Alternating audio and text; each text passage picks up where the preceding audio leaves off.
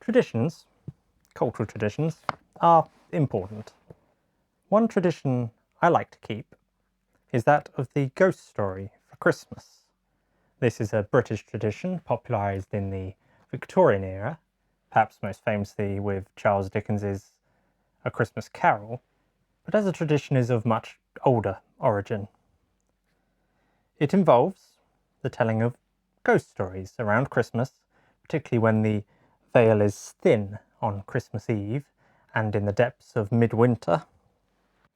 M.R. James was unquestionably the master of the ghost story. He, like Tolkien, funnily enough, was a university professor, but while Tolkien was a philologist at Oxford, James was a medievalist at Cambridge.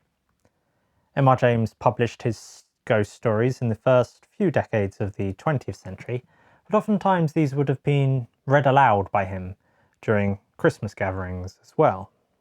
This faux leather-bound volume in my hands is suitably designed to be chilling in a dark burgundy colour with a skeletal figure here, as you can see on the cover. There's a portrait of M.R. James on the spine as well.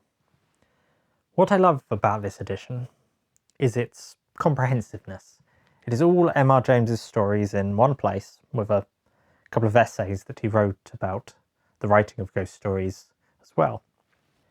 My personal favourites are probably Canon Albrecht's scrapbook, a tale of a scholar who comes into possession of a scrapbook on a trip to southern France and finds it has another entity accompanying it. And there is also A Warning to the Curious, similarly about a scholar who digs up an Anglo-Saxon crown and finds that, despite the years, something still protects it. Both these stories give across a sense of intrigue, curiosity leading the characters down a perilous path, and then a growing discomfort that leads to terror in the final pages. As you may be able to see from the spine, this book has seen much use. More or less every Christmas Eve since I bought it, I've read a story from its pages.